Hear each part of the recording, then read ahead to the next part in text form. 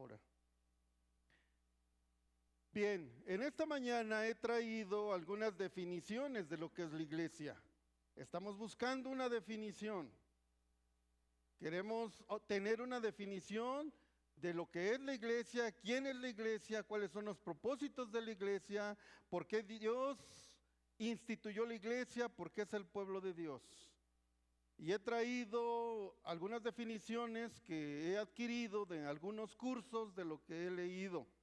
Y principalmente el estatuto, no recuerdo si es el 15 o 16, lo vamos a ver, de la Iglesia Bíblica Misionera Oasis. ¿Qué descripción tiene de la iglesia? Así que vamos a la siguiente diapositiva para aprovechar estos minutos que tenemos. Bien, miren, una de las definiciones dice así: es un grupo local, hablando de la iglesia local, es un grupo local de cristianos profesantes en cualquier lugar, asociados juntos para hacer la voluntad de Dios. Esa es una definición. Otra, segunda. Dice que es un grupo de creyentes profesantes bautizados quienes están organizados juntos para reunirse. Vamos a ver, adelante, otra definición un poco más larga. Dice así: es un grupo de creyentes que han sido bautizados, organizados, que se reúnen para equipar a los santos para su ministerio, para la estimulación del uno al otro, al amor y a las buenas obras, para la exhortación, ejercer los dones espirituales y la obediencia de las ordenanzas. Vamos a la siguiente diapositiva. Otra definición. Es un grupo de personas que profesan creer en Cristo, bautizados, organizados, que se reúnen regularmente para adorar a Dios y edificarse. Ahora vamos a ver en la siguiente diapositiva el estatuto 15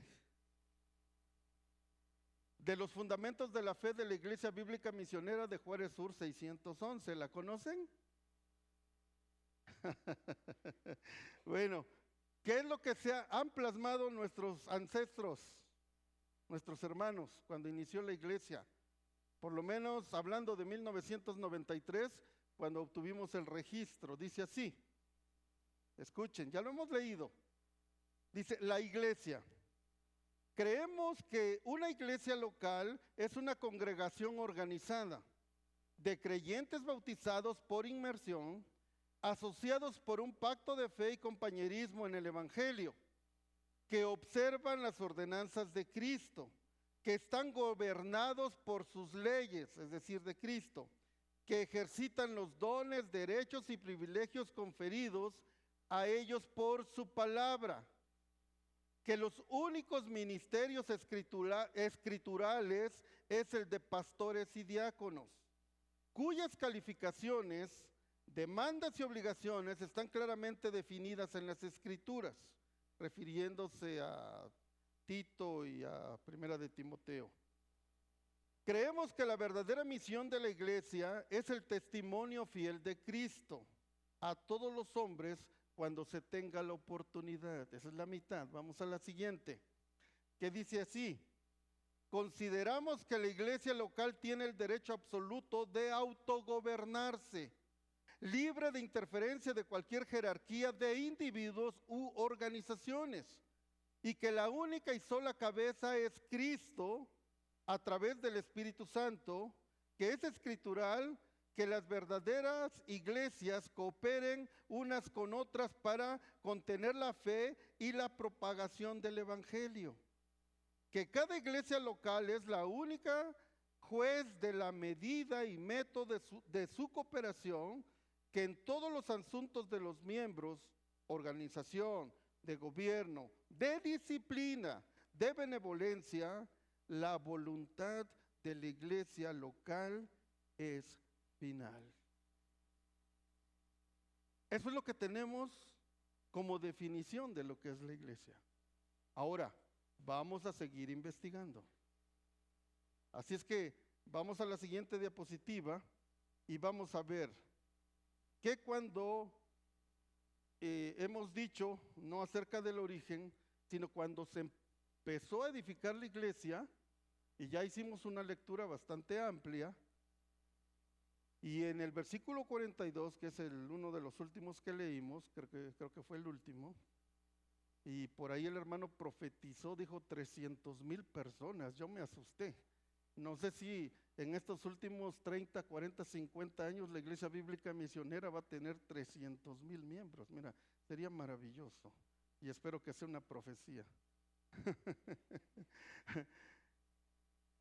De varias versiones tomé este versículo, quiero que lo leamos, así que está en pantalla. Dice Hechos 2:42, dice, y perseveraban en la doctrina de los apóstoles, en la comunión y en el partimiento del pan y en las oraciones. 4 cosas aparecen aquí. Otra versión dice, y se dedicaban continuamente a las enseñanzas de los apóstoles, a la comunión, al partimiento del pan y a la oración.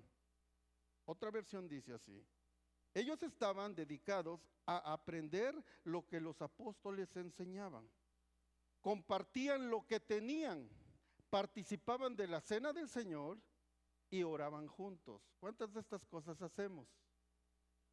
Seguimos adelante.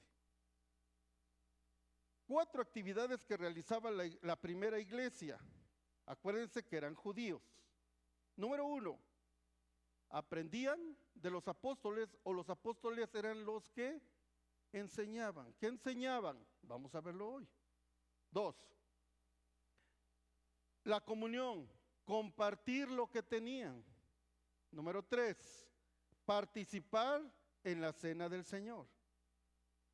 Y número 4, orar juntos. Estas 4 cosas son las que aparecen en el versículo 42 del capítulo 2 de los Hechos. Hoy por lo menos creo que vamos a ver 2. Así es que vamos a la primera en la siguiente diapositiva. Enseñanza apostólica. ¿Qué enseñaron los apóstoles? ¿Se acuerdan que cuando el Señor Jesús les dijo, vayan a lo más lejano de la tierra, prediquen el evangelio, dice un evangelio, y otros dicen, enséñenles las cosas que yo les he enseñado y bautízanlos en el nombre del Padre, del Hijo y del Espíritu Santo?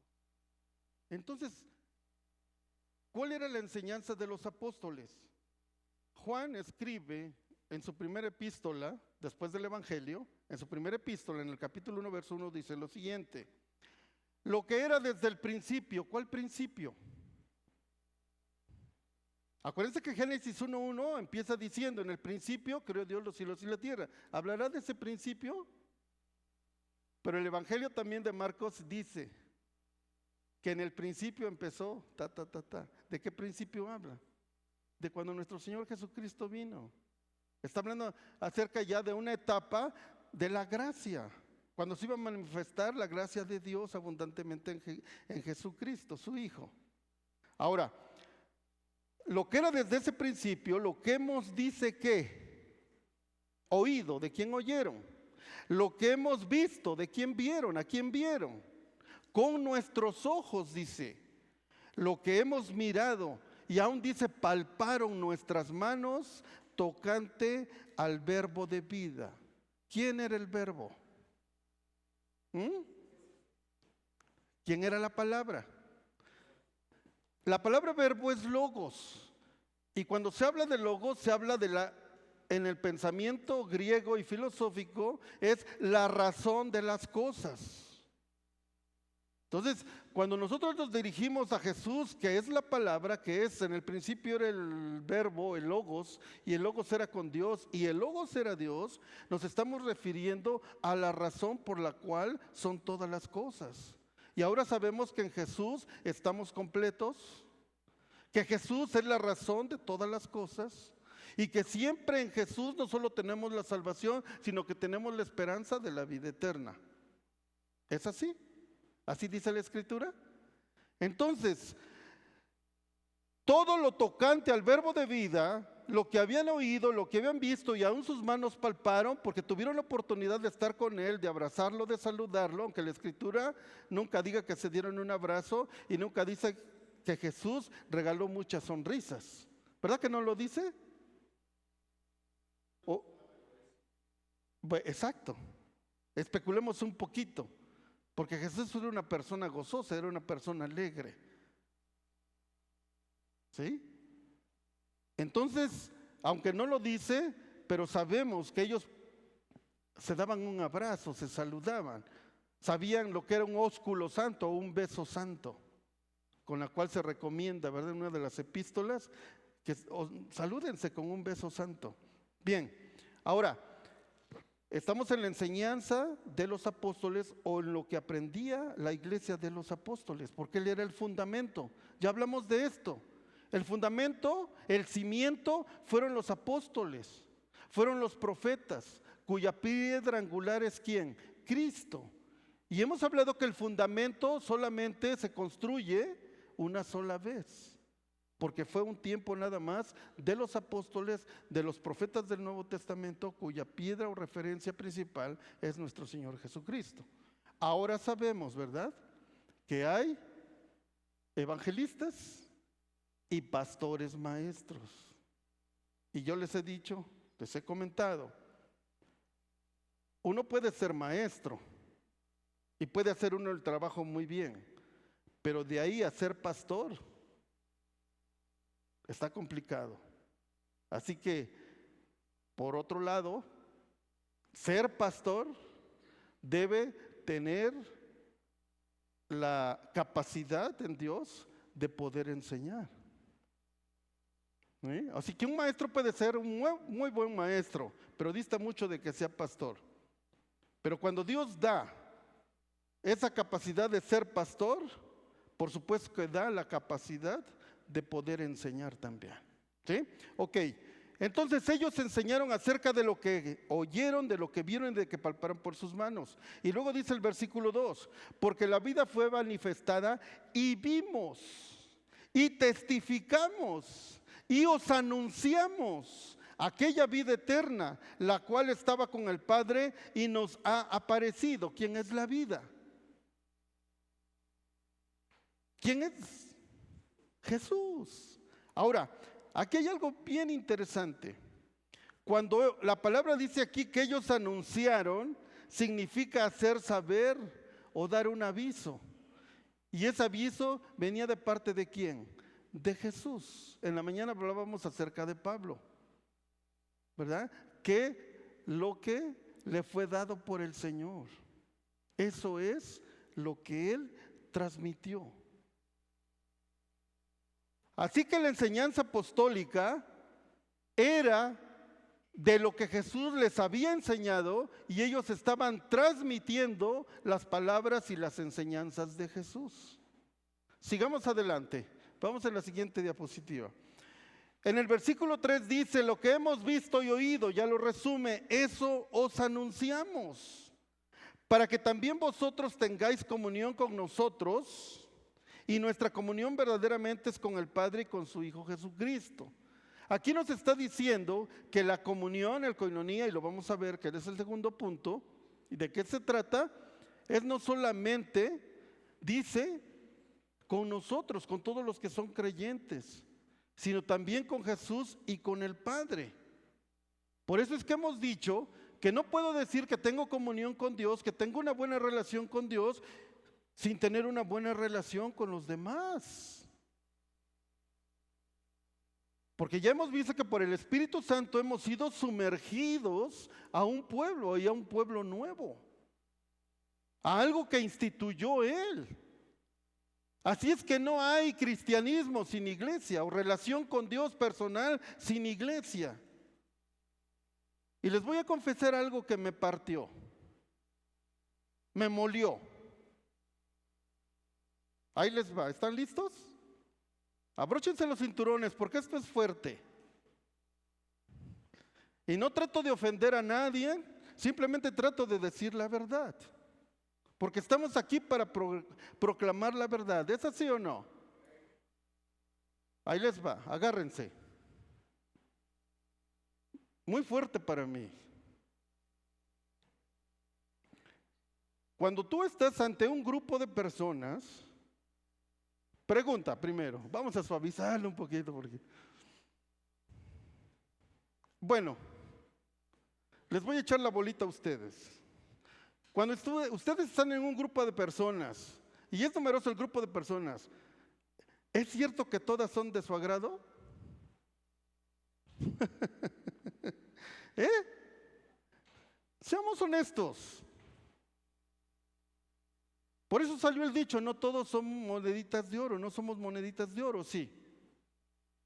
Así como algunos me caen mal, yo también les caigo mal a otros, ¿o no? Ay, qué payaso. No les puedo decir la palabra con la que me catalogan porque es grosera. Pero, bueno, ni es grosería, le hemos hecho grosería. Pero ¿sabes cuál es la enseñanza del Señor Jesús? Bueno, ¿hay personas que existen que son indeseables, sí o no? Hay personas que quisieras que no estuvieran o formaran parte del equipo de tu trabajo. Hay personas y familiares que quisieras que no fueran tus familiares, que no les tuvieras que tener que ver la cara las navidades y los fines de año, o las bodas y los cumpleaños y fiestas de 15 años. Los indeseables. Hay un grupo así, ¿sí o no? No los veo. Seamos honestos. Seamos honestos. Pero ¿sabes lo que dice el Señor? Y esto es lo que me partió.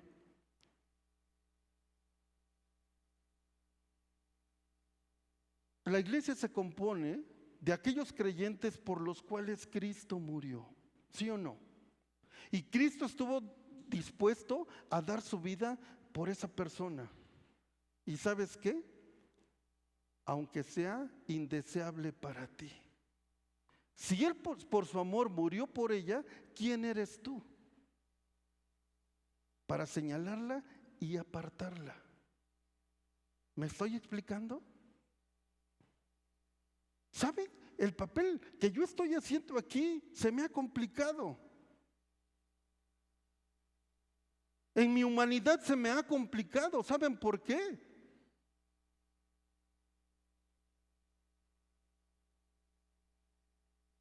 Y necesito el poder de Dios y la capacidad en el Espíritu Santo para ver a todos igual. Hay gente de varios años que aprecio mucho, hay unos recientes que quiero mucho, pero hay algunos con los que muy poco he platicado y casi no los conozco.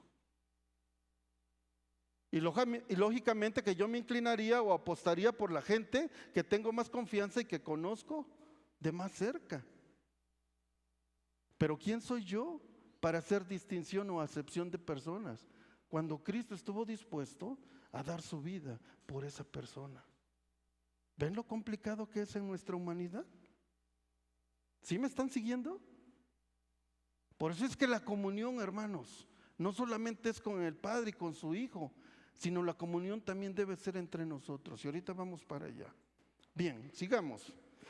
En el versículo 5 del mismo capítulo de Juan, dice, y este es el mensaje que oímos de Él y os anunciamos, que Dios es ¿qué? Luz. ¿Y por qué nosotros andamos en oscuridad? Y en Él no hay ningunas tinieblas. Entonces, ¿por qué nosotros? Casi se acuerdan de aquel luchador, los que somos ya de más edad, que había un luchador que le decían ¿qué? El tinieblas, y creo que tenía un corazón negro aquí.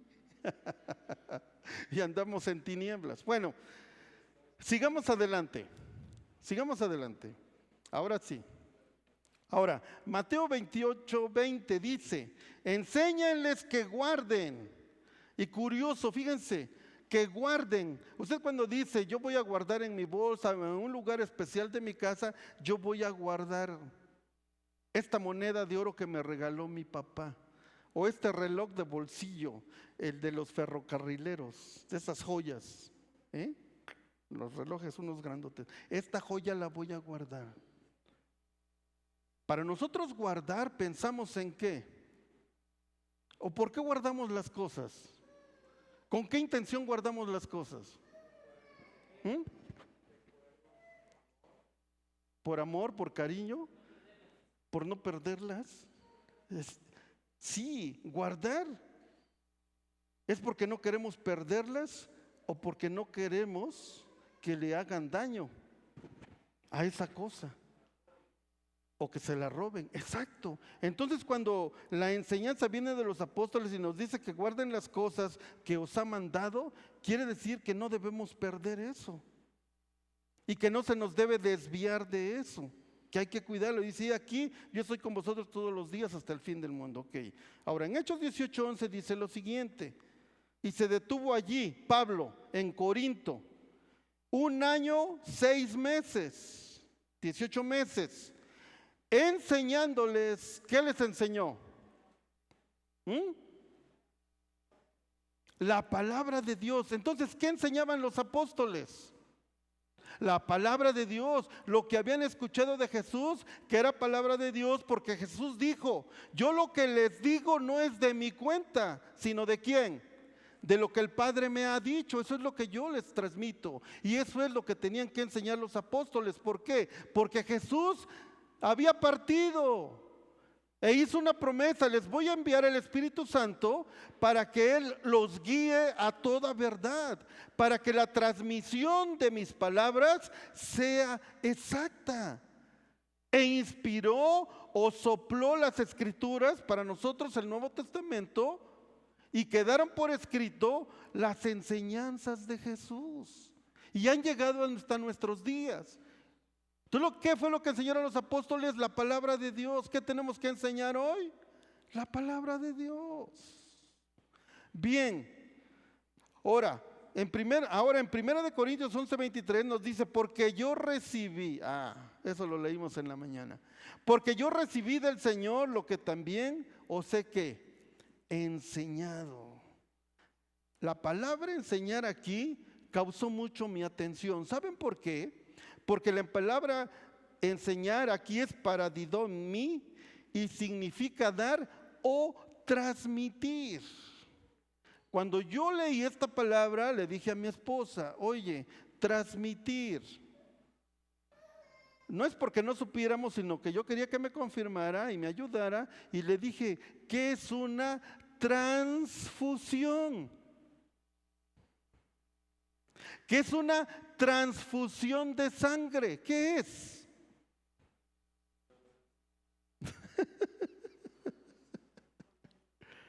¿Sí? Entonces, cuando hablamos de transmitir las palabras de Dios, las palabras de Jesús, lo que el Padre le dio a Jesús y lo transmitió a los apóstoles y viene para nosotros, es transmitido.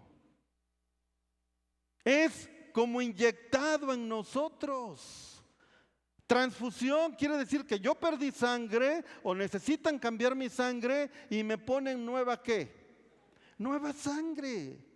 Por eso en la mañana le decía yo: sangre nueva. Hay un comercial que dice: sangre nueva para tu motor, refiriéndose al aceite.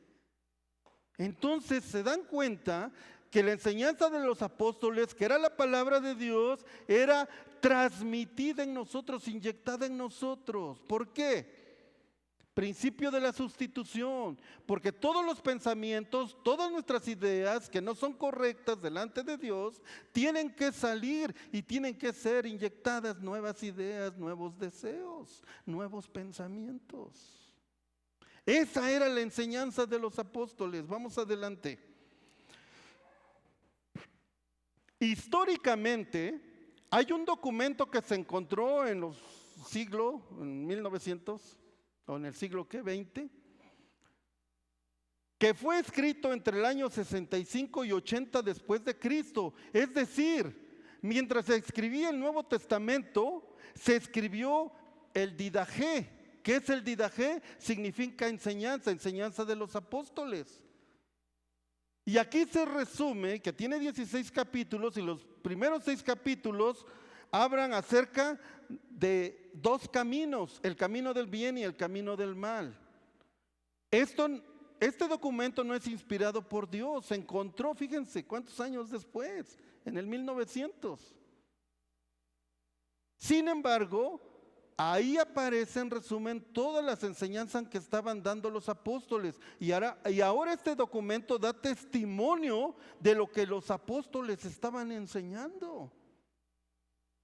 Repito, no es inspirado, no aparece en las Escrituras, pero históricamente nos sirve para saber ¿Qué era lo que los apóstoles le estaban enseñando a la iglesia?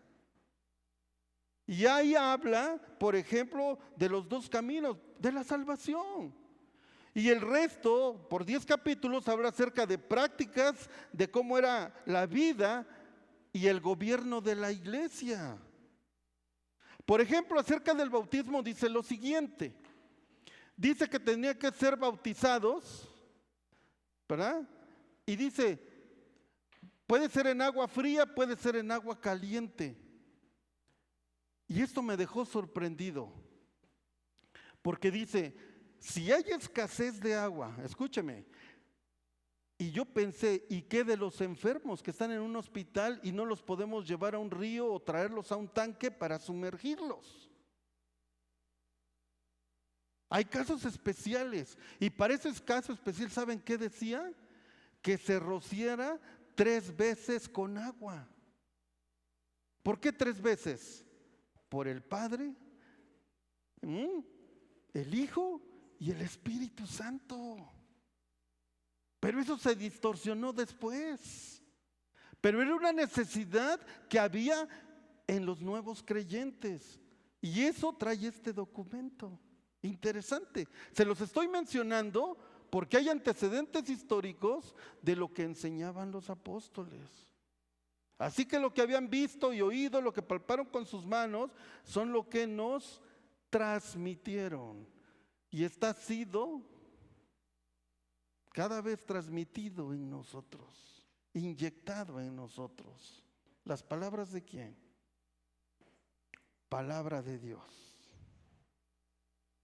Sigamos adelante, por favor.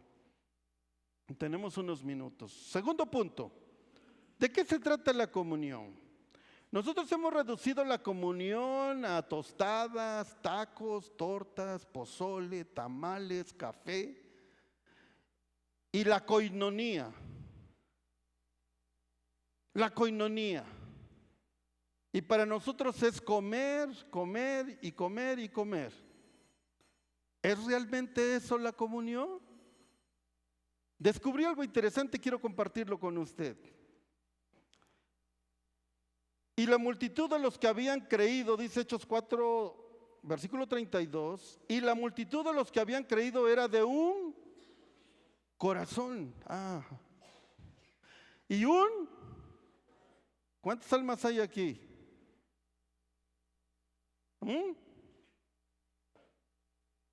Quisiera convencerme de que es una. Pero somos más de ¿qué? ¿40, 50? No sé. Un corazón y un alma, y ninguno decía ser suyo propio nada de lo que poseía, sino que, ¿me equivoqué? Sino que tenían en común, sino que tenían las cosas en ¿qué? En común. Permítame explicar esto.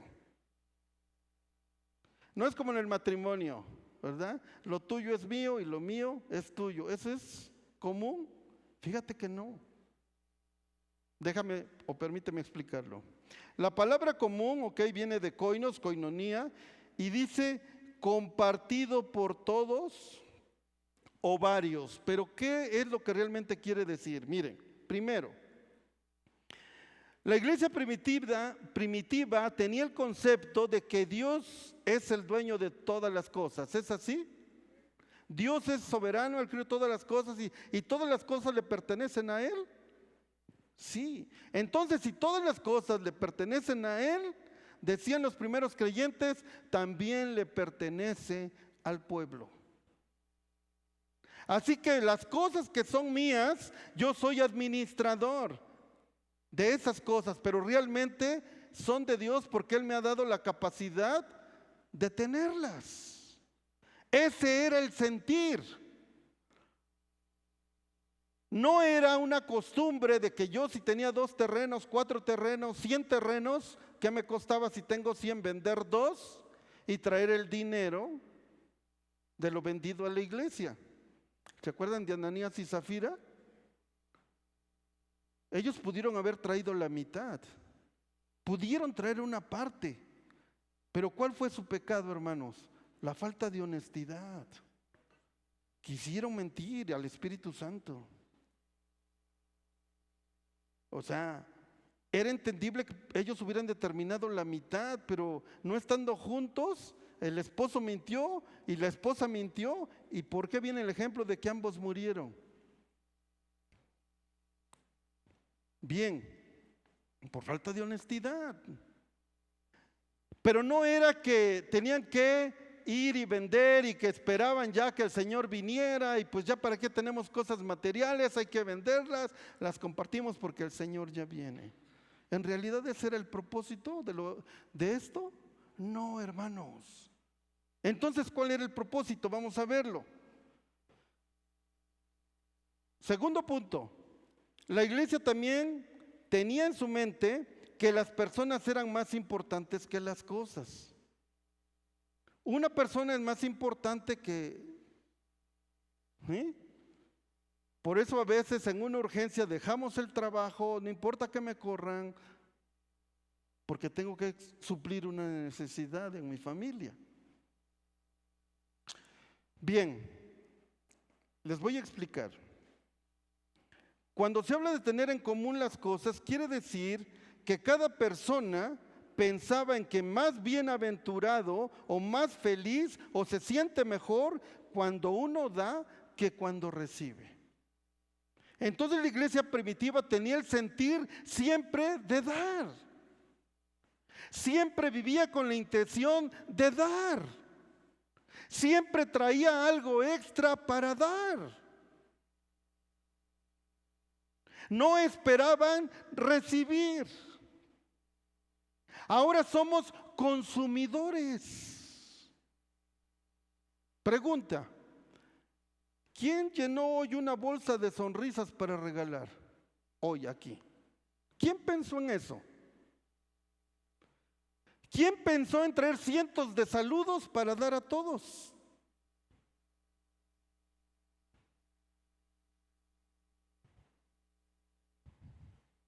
¿Quién pensó en traer paletitas para sacar el niño que traemos dentro? A lo mejor al final nos sorprenden y ya estoy hablando de más. Entonces la iglesia primitiva, hermanos, cuando habla acerca de que tenían en común las cosas, es que tenían en su mente y en su corazón siempre el dar. Porque más bienaventurado es dar que recibir. ¿Se siente bonito recibir? ¿Sí o no? Cuando te sorprende con un regalito, wow, ¿verdad? Pero la Escritura dice que todavía es mucho mejor cuando das que cuando recibes. Y luego cuando das en sacrificio. Es decir, de lo que tú no tienes o con lo que tú ibas a cubrir tu comida de ese día, viene alguien con una necesidad y tuve unas visitas, préstame 50 pesos, aunque sea para unos huevos, y son los únicos que tú tienes y dices, bueno, te los voy a prestar. Yo ahorita veo cómo le hago. La Escritura dice que se siente uno mejor cuando uno da que cuando recibe. Ese era el sentir, hermanos, de la iglesia primitiva. ¿Por qué? Porque tenían en su mente que Dios era el dueño de todos. Y si Dios es el dueño de todo, si tiene un pueblo, esas cosas también le pertenecen al pueblo. Vamos a la siguiente. Bueno, termino con esto. Nació un movimiento político que fue el comunismo.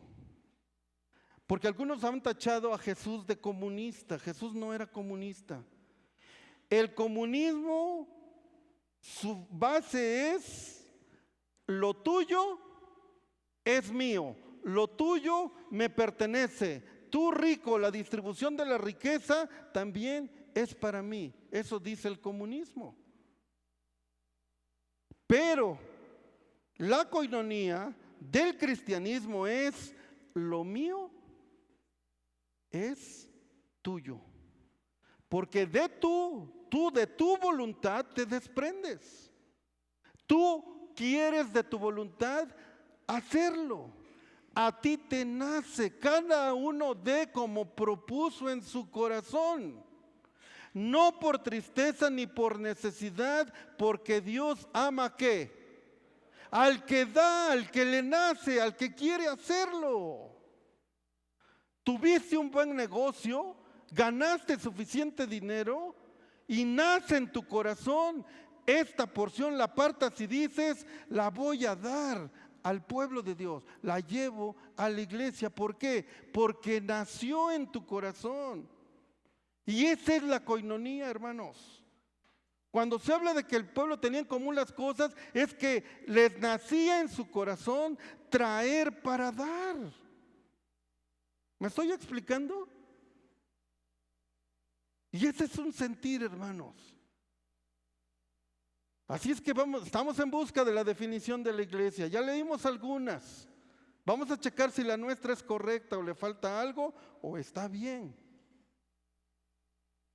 Entonces son dos cosas, hermanos. Una, la enseñanza, el didaje de los apóstoles, la enseñanza de los apóstoles, número uno. Y número dos, tener en común las cosas es tener eso, que nace en nuestra voluntad para compartir con los demás. ¿Me explico? ¿Alguien me va a invitar un hot dog?